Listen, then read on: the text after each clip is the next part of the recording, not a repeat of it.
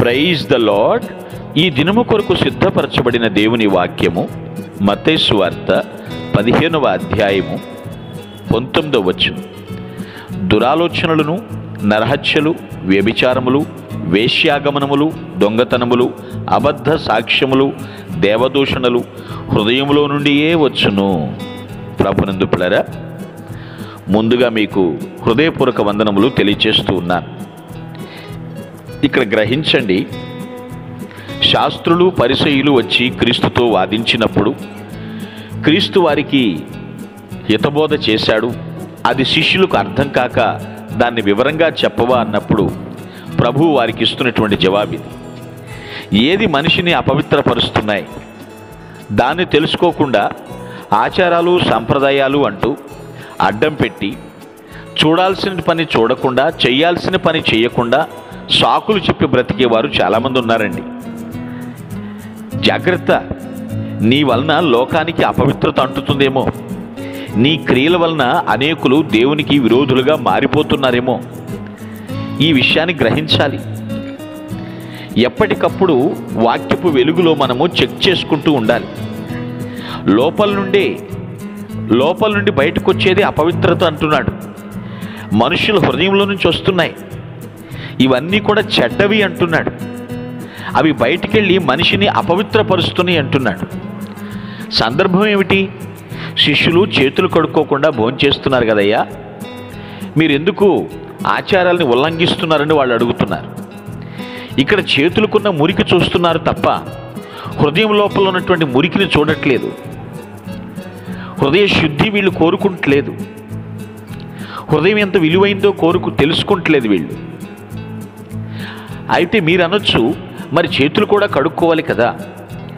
అవును, చేతులు కడుక్కోవాలి, శుభ్రత అవసరం. చేతులు కడుక్కోపోతే అనారోగ్యం, హృదయం కడుక్కోపోతే అపరిశుద్ధం. దీన్ని ఆచారానికి ముడిపెడుతున్నారు వీళ్ళు. అలాగనే చేతులు కడుక్కుని భోంచేయాలని చెప్తున్నాను నేను కూడా. ఆరోగ్యము, అపరిశుద్ధత, ఈ రెండు గుర్తుపెట్టుకోండి.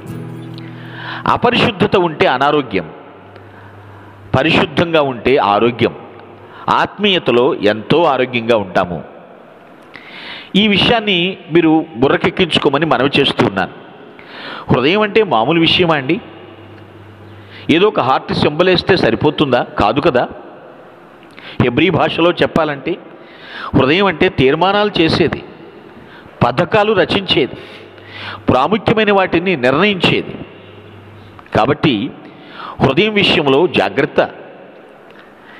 ఇటువంటి హృదయము శుద్ధిగా లేకపోతే దేవుడు ఏ విధంగా మనం మొర్ర వింటాడు? హృదయంలో నుంచి చాలా బయటకు వస్తున్నాయి.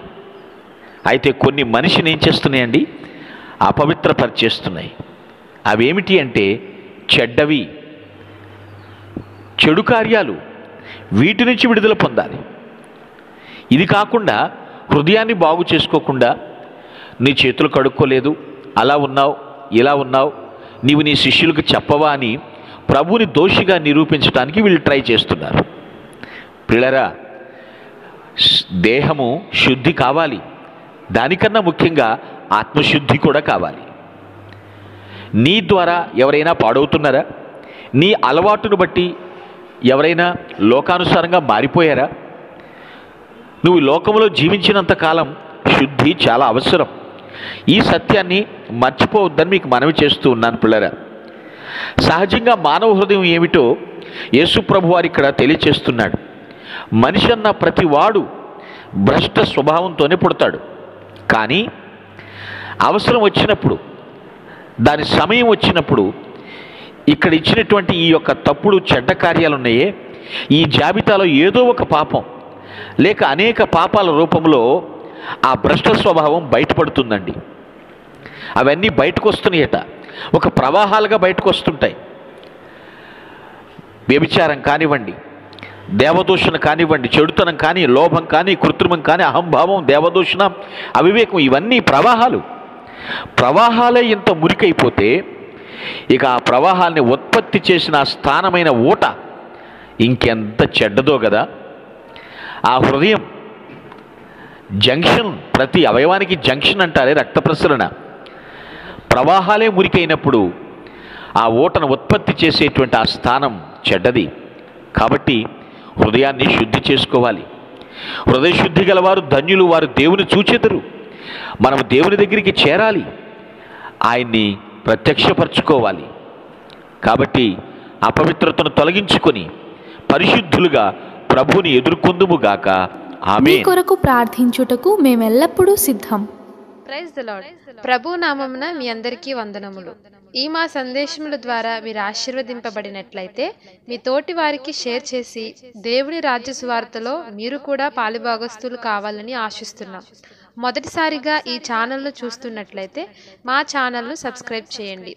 వీడియోలు నోటిఫికేషన్ రూపంలో పొందుటకు బెల్ బటన్ని ప్రెస్ చేయండి. God bless you.